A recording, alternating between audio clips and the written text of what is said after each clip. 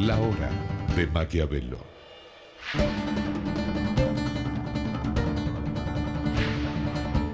Para conocer a los que están detrás del poder.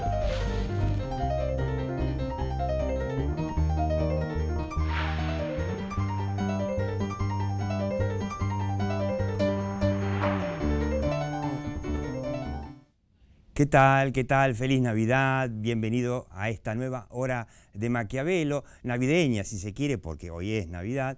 Le propongo hacer nuevamente un análisis de cómo fue la estrategia de comunicación del gobierno de Cambiemos, no simplemente para hacer un balance ni para hacer un acto de autoflagelación o masoquismo por lo que salió mal, sino para ver ¿qué se puede mejorar? Esta semana que pasó, bueno, finalmente salió una ley de impuesto a las ganancias, qué sé yo, más o menos que zafa en comparación con lo que pretendían Massa y el kirchnerismo, que hubiese sido impagable, hubiese provocado que el déficit fiscal, que ya es alto, sea altísimo y posiblemente infinanciable el año que viene, o sea que hubiese generado un desbarajuste aún mayor, haciendo peligrar la gobernabilidad. Y bueno, lo que salió más o menos después de haber negociado ahí con sindicalistas, con gobernadores, y más o menos se hizo un poco más de política y se zafó. Ahora, hacer política evidentemente para un gobierno que está en minoría en ambas cámaras no es fácil y requiere de muchos acuerdos. Está clarísimo que se requieren de acuerdos que posiblemente muchos de esos acuerdos se hagan entre cuatro paredes, algunas veces, bueno, ahí vamos a ver la famosa foto del sushi, reunión con sushi, reunión sin sushi, pero en la teoría de comunicación, la comunicación sirve para lograr más aliados que los circunstanciales sindicalistas que te piden cajas y más cajas, que los gobernadores que te piden fondos y más fondos, sino buscar una alianza con la opinión pública. En este año que pasó, el gobierno, pudo sacar muchas leyes importantes, pero también muchas se quedaron en el camino. Y se quedaron en el camino leyes interesantísimas que uno que es periodista se enteró porque fueron rebotadas por los sindicalistas, por el peronismo, por ejemplo. Lo mencionábamos mucho durante el año, una interesantísima reforma de empleo joven en un país donde hay millones de jóvenes que no hacen absolutamente nada. Bueno, esto no solamente apuntaba a ayudar a esos jóvenes, sino a dinamizar la economía y a empezar a flexibilizar esta relación laboral que hace que sea una especie de tapón para las inversiones, una especie de cepo a las inversiones, la legislación y la conflictividad laboral en la Argentina. Bueno, nos enteramos cuando el Congreso, o el peronismo en el Congreso las rechazó. ¿Qué hubiese pasado? Nos preguntamos si el gobierno apostaba en paralelo a la negociación con los distintos factores de poder una gran alianza con la opinión pública para que el gobierno negociara, por supuesto, desde una fortaleza mayor y quizá mucho antes de cuando lo hizo, quizá en el arranque. ¿Qué hubiese pasado? ¿Cómo hubiese llegado a fin de año? Le propongo esto como tema para esta obra de Maquiavelo, una especie de análisis, historia contrafáctica. ¿Qué hubiese pasado? ¿Cómo hubiese llegado Cambiemos a este primer aniversario de gobierno con otra estrategia de comunicación, con otra estrategia económica, con otra estrategia política? Le recomiendo, tómese el trabajo de meterse ahí en Google, lo va a buscar rápidamente, una columna que publicamos en el diario El Cronista esta semana, que pasó, cómo sería el aniversario de Cambiemos con otra estrategia de comunicación, ¿no? Una especie de análisis contrafáctico de un montón de temas que se sabían, que vinimos advirtiendo aquí en la hora de Maquiavelo humildemente desde principios de año, acerca de que era más fácil hacer una política de shock que el gradualismo, que se necesitaba mostrar mucho más y con mucha más creatividad la herencia para poder lograr los acuerdos para el cambio. Y bueno, no se hicieron. Hay un profesor ahí muy interesante, Neil Rose se llama, que escribió en el Harvard Business Review un artículo sobre cómo, ahí lo tenemos, sobre cómo usar el análisis contrafáctico cuando un proyecto sale mal, no para flagelarse, sino para ver qué se puede cambiar para la próxima vez, ¿no? Quizás sirva. Por eso te prometo una excelente hora de Maquiavelo. La hora de Maquiavelo.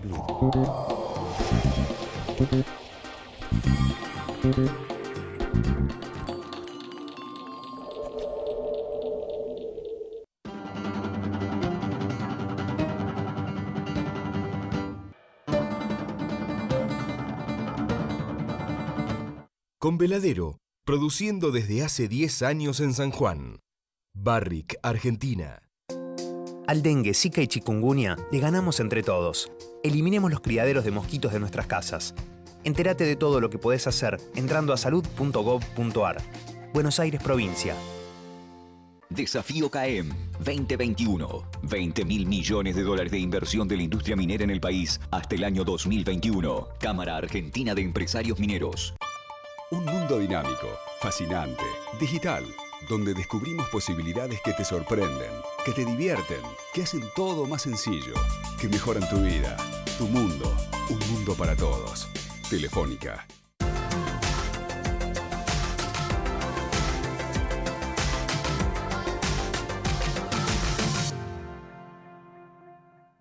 Aprender es mucho más que estudiar. Universidad Abierta Interamericana. www.uay.edu.ar. El futuro sos vos.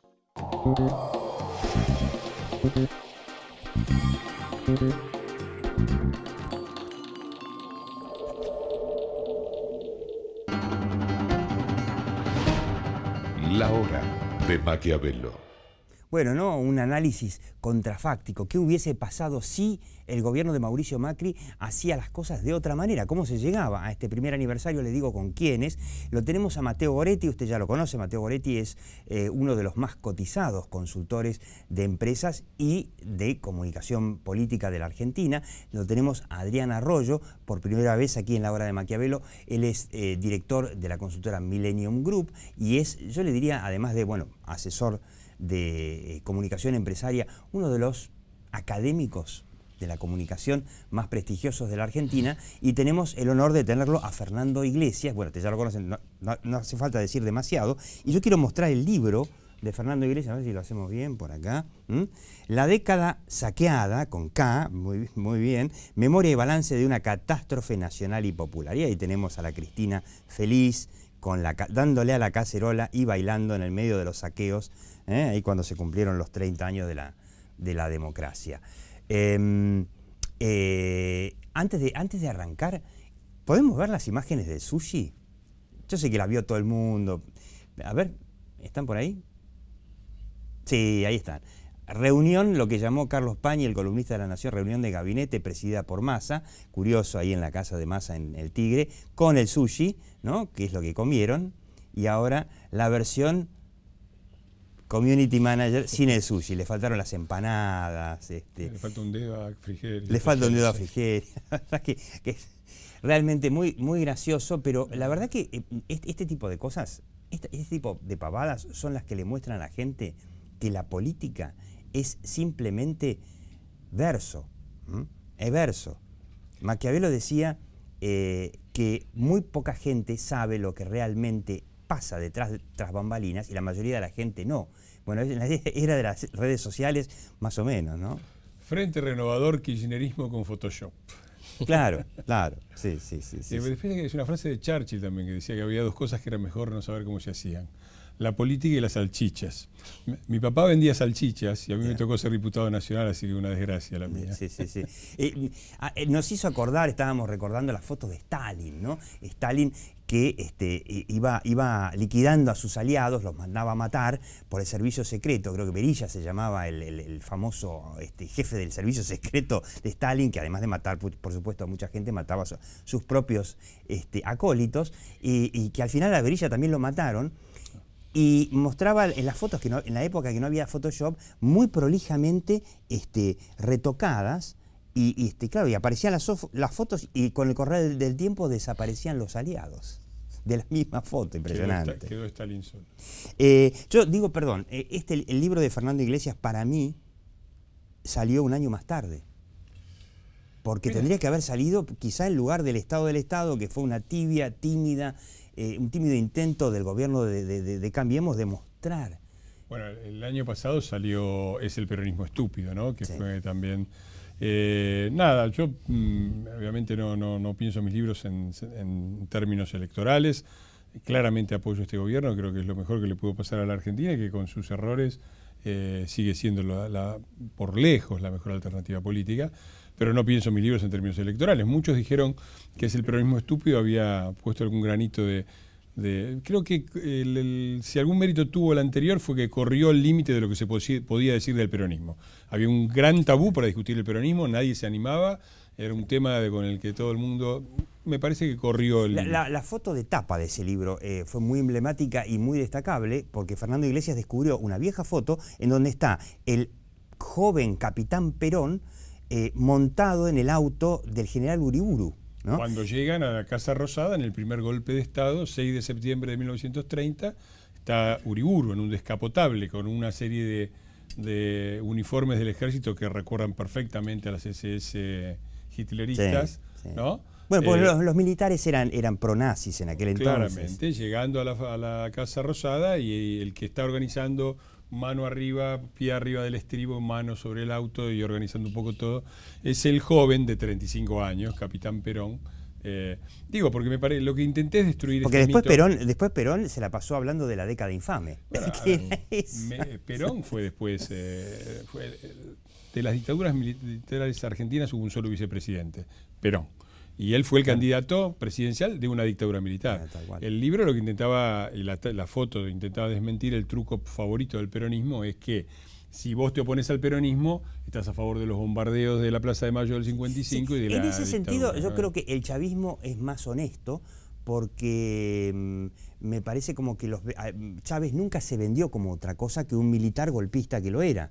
Con un golpe de Estado que falló y entró, me parece que en ese sentido el chavismo por ahí fue más honesto que el peronismo, no sé. Qué sé yo, uno repasa los líderes, los ídolos políticos de la cierta izquierda argentina y son todos militares, ¿viste? El comandante Guevara, el comandante Castro, el subcomandante Marco, el general Perón, Evita, que era civil, la hicieron capitana. Evita capitana. Así que no pueden salir del militarismo y la foto retrata eso, el componente fuertemente militar y por lo tanto vertical y antidemocrático que llevaban de un lado el Partido Populista y del otro lado el Partido Militar. Por suerte, Cristina Kirchner descubrió tarde al general Milani, que era su militar, porque si no, mamita. Pero antes hay que decirlo, ¿no? Ojo, también se podría hacer, no lo vamos a hacer ahora, una historia contrafáctica de qué hubiese pasado si ganaba Daniel Scioli. Mamita querida, mejor no la hagamos. Pero yendo a un intento de ver qué se hizo que salió mal,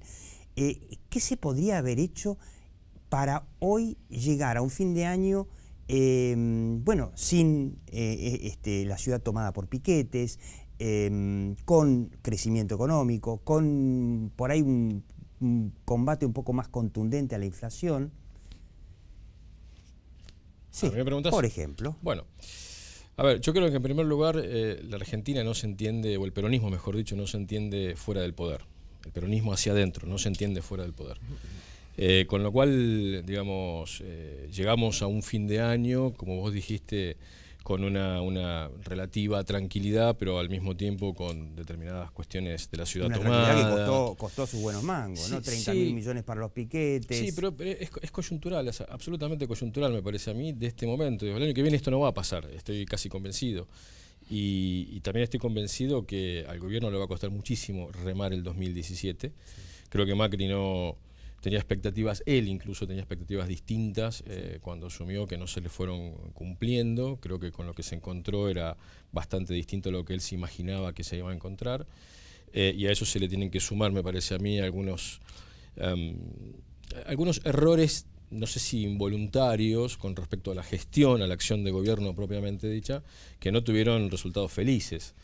Y que fueron siendo una sumatoria circunstancial en todo el año que le fue a él degradando el capital político con el cual asumió el 10 de diciembre. Adrián Arroyo, ¿me equivoco o el peronismo no le iba a dar, por lo menos esto, no me quiero mandar la parte, pero esto lo escribimos en noviembre del año pasado, el peronismo no le iba a dar mucho más allá de una luna de miel cortita? ¿Podría haber sido más efectiva una estrategia, digamos, de shock, o por lo menos mucho menos gradual? Para mí es muy difícil porque, y esto es una opinión absolutamente personal, sin ser yo un analista político como quienes me rodean. Digo, Cambiemos ganó con muy poco capital político real. Cambiemos ganó como un emergente. De un balotaje. Exactamente, y además como consecuencia de un voto en contra de, no a favor de. Sí, un balotaje es un descarte. Exactamente. Digamos. Con lo cual, digamos, el voto cautivo que tenía Cambiemos originalmente era muy poco. Entonces, digamos, está claro que la sociedad, por lo menos los sectores medios de la sociedad, le iban a dar un cheque en blanco. Néstor Kirchner también ganó, o sea, no ganó. De hecho, Néstor Kirchner perdió, sacó 22%, sacó mucho menos que Macri o que Cambiemos en la primera vuelta. No tuvo la posibilidad de revalidarse con la segunda vuelta y él apostó muy fuerte a una alianza con la opinión pública. Sí, pero Néstor Kirchner ganó con un avión despegando.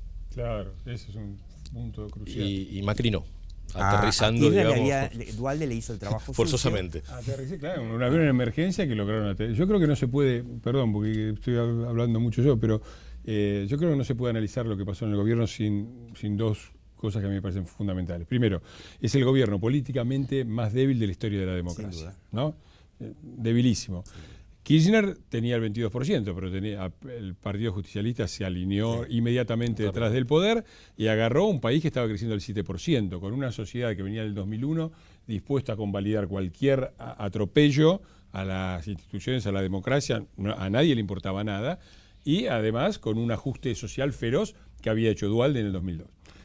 Acá no hubo acá eso. Cristina le dejó a Macri todas las bombas. Yo lo quiero ver a Kirchner agarrando en octubre del 2001, antes del estallido, que es donde agarró Cambiemos. Cuando vos ves las cifras del 2000, o sea, por un lado, poder político debilísimo, por otro lado, la situación económica del país cómodo que dejó Cristina en diciembre del 2015. Dejó un país muy cómodo. Es la del 2001. Bueno, pero por eso... Déficit fiscal 7%. Reservas del Banco Central 16.000 millones contra 25.000 millones ahora. Hace el cálculo por inflación. Sí, que hay que ver si eran 25.000 millones. Bueno, que hay que ver. Ok. Déficit fiscal de 7% igual con el doble de carga fiscal. O sea, un problema grande porque no puedes aumentar la carga fiscal para arreglar el déficit.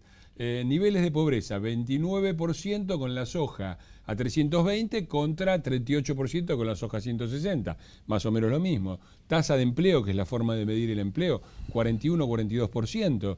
Dejaron un país que estaba listo para un avión en emergencia. Bueno, por eso el gobierno logró aterrizar en emergencia y que vamos a ver cómo lo arregla. Una pregunta para alguien como Matteo Goretti.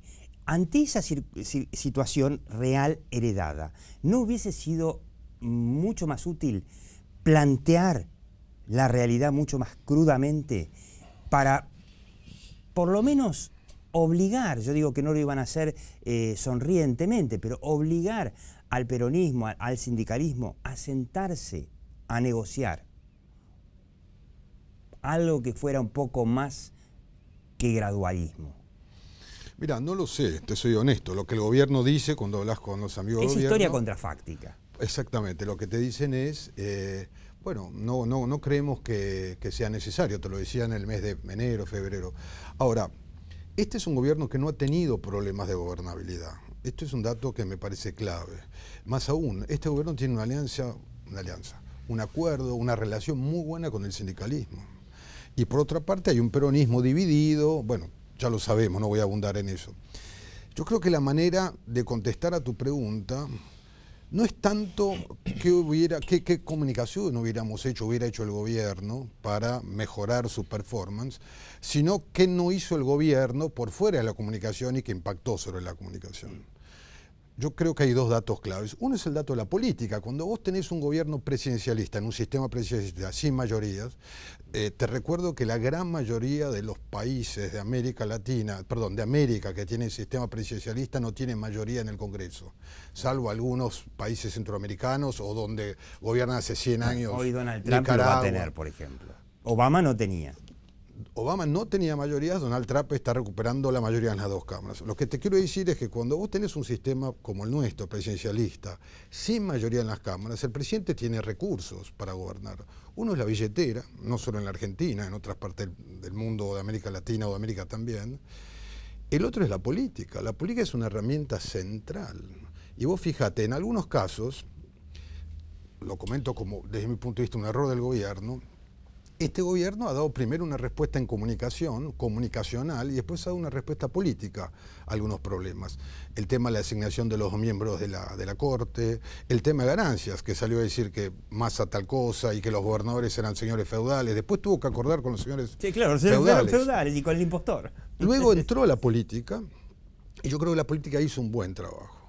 Y en tercer lugar, me parece que es importante, lo que decían varios acá, es tener un apoyo fuerte a la población. Yo creo que el gobierno todavía sigue teniendo un apoyo a la población, ha ido decreciendo, pero se ha ido... La expectativa para el año que viene todavía está. Pero exactamente, ha permanecido más o menos, aunque ha decrecido un poco el tema de las expectativas. Yo creo que eso le da al gobierno un plafón enorme para el año próximo, para consolidar su proyecto, para consolidar Cambiemos. Si uno tuviera que sintetizar un poco lo que estoy diciendo me parece que falta más gestión, me parece que falta más política, y vos sabés cuál es mi opinión sobre la comunicación del gobierno. Yo creo que Mateo Goretti dice que la comunicación ha sido buena. Más allá de los problemas, segundo semestre. Y te digo que es buena, lo repito, por los resultados. Cuando vos tenés una población que sigue todavía, a pesar de la gestión, de los resultados de la gestión, apoyando de esta manera al gobierno. O quizás sea que la gente se acuerda de esto, ¿no? La gente se acuerda del saqueo y dice, bueno, la historia contrafáctica podría haber sido Scioli. Vamos a un corte, pero yo planteo lo siguiente. Está bueno que el gobierno tenga una excelente relación con el sindicalismo. Lo que pasa es que yo me pregunto, si no logramos siquiera una flexibilización para el empleo joven, bueno, las inversiones no van a venir, porque las inversiones los inversores están esperando eso, que mejore el clima laboral en Argentina, que es el peor del mundo, que mejore el tema de la carga impositiva, que es la más alta del mundo. O sea, algo tenés que hacer, alguna pequeña revolución tenés que hacer para que esas inversiones vengan, y ahí tiene que ver también con política y con comunicación. Mínima pausa, ya venimos. Muy bueno.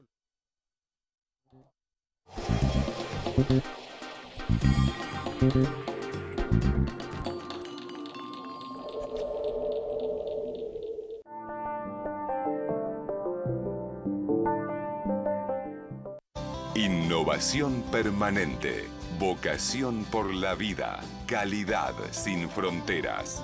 Bagó, ética al servicio de la salud.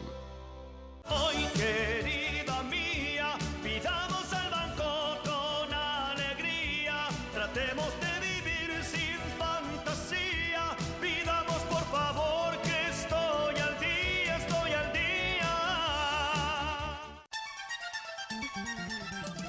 día. La fuerza del campo está en el trabajo de su gente y la fuerza del trabajador está en la UATRE, Unión Argentina de Trabajadores Rurales y Estibadores. Es posible que tu aporte para cuidar el agua sea una gota en el océano, pero sin tu aporte, al océano le faltaría una gota. Es un mensaje de AISA. Vamos a desconectar, a cafetear, a pedalear. Vamos a morfar, a enamorar. Vamos a disfrutar la ciudad. Buenos Aires Ciudad. Vamos, Buenos Aires. Esta es la bolsa de valores, la de los valores que realmente importan. Un lugar donde se invierte en las acciones que nos hacen crecer como personas. Aquí encontramos a los inversores de la vida. Yo me convertí en inversor de la vida cuando entendí que no me estaba comprando un auto, no. Estaba invirtiendo en conocer lugares nuevos y que no estaba levantando 4 paredes. Invertí en mi propia historia familiar. Empecé a invertir en las cosas que realmente te importan, porque de eso se trata la vida, ¿no? de vivirla.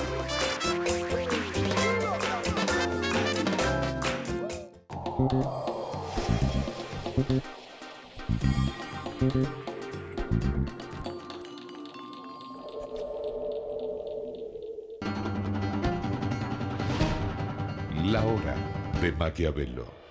Bueno, y ahora, sintéticamente, la pregunta del millón. Ok, análisis contrafáctico, pero ¿se puede recuperar o desandar lo que se hizo y hacer, digamos, una estrategia más de shock, de más cambio, ahora que viene un año electoral? Vamos a empezar por Fernando Iglesias.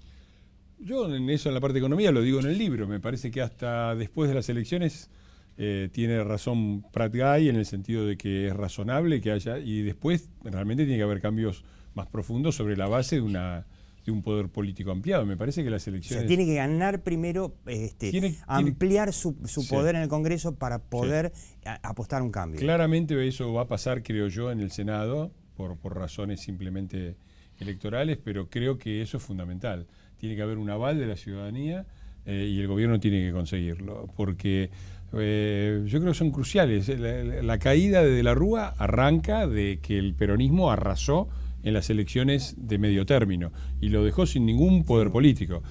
Siguió otro peronista, Chacho Álvarez, que clavó un puñal en la espalda. Bueno, entonces yo creo que los que queremos un cambio nos tenemos que concentrar en que en el 2007 las alternativas son muy claras. Si queremos volver al país que teníamos, es muy fácil, está muy cerca todavía. Adrián. Se había puesto jugoso a Te la veo conversación con cara de que no estás de acuerdo. No es que no estoy de acuerdo. Yo no soy optimista. Digo, tan optimista. No soy optimista. Yo no.